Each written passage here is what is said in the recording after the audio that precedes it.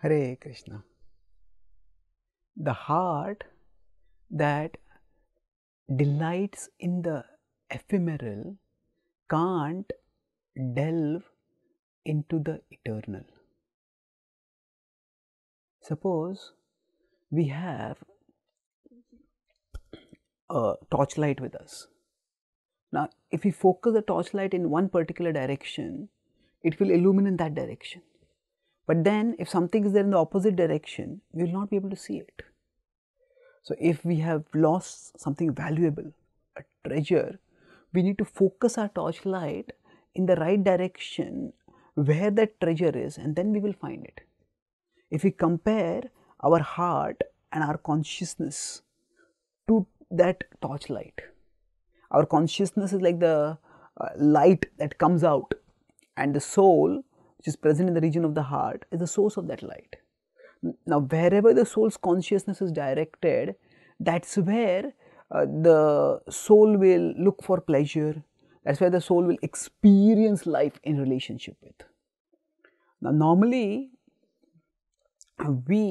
because our culture around us is so materialistic, we look for pleasure in material things. And even if we gain spiritual knowledge, and we may externally engage in spiritual practices, still internally we keep seeking worldly pleasures. And when we do that, then we cannot experience higher happiness, because the consciousness is misdirected elsewhere. The Bhagavad Gita states that tasmat tamindriyanyadau niyamya bharatarshapha papamanam prajahiya enam jnana vijnana nashanam.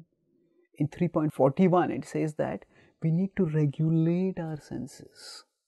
We can't indiscriminately engage in sensual pleasure, because that indulgence will deaden our spiritual sensibility.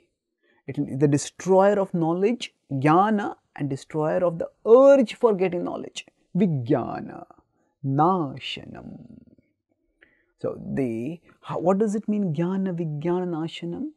That first of all, when we just get too caught, okay, let me look for the treasure here, look for the treasure here, then we don't even remember that there is some other direction where the treasure might be there. So, like that, when we get infatuated with the hope of worldly pleasures, we can't perceive spiritual reality, and the hope that we will get worldly pleasure takes away our impetus even for exploring spiritual dimension of life. And that's why we need to recognize that we have to redirect our consciousness towards Krishna. Of course, the process of Bhakti Yoga offers a very easy and effective way for connecting our consciousness with Him. At the same time, while practicing Bhakti, we need to be aware that if we let our consciousness get directed elsewhere, if while practicing Bhakti, our heart is delighting in worldly pleasures, then the heart will not be able to delve into the eternal. Even if we do the external activities of Bhakti, we will not be connected with Krishna, and that's why we will not get any satisfaction in that connection. And we will simply stay craving and slaving for worldly pleasures.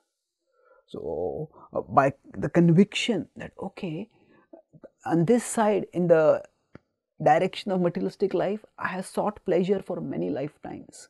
And even in this life, I have sought pleasure so many times. I will not seek pleasure over there. Nateshu ramate buddhaha. The Bhagavad Gita says in 5.22, the wise do not delight in such pleasures. What do they do instead? Yo antah sukho antaramas tathantar jyotireva yah yogi brahma nirvanam brahma bhuto digacchati. Those who learn to turn their consciousness towards spiritual reality and seek happiness in the spiritual, in the supreme spiritual reality Krishna, and turning away from worldly pleasures, they can get enduring spiritual happiness. Thank you. Hare Krishna.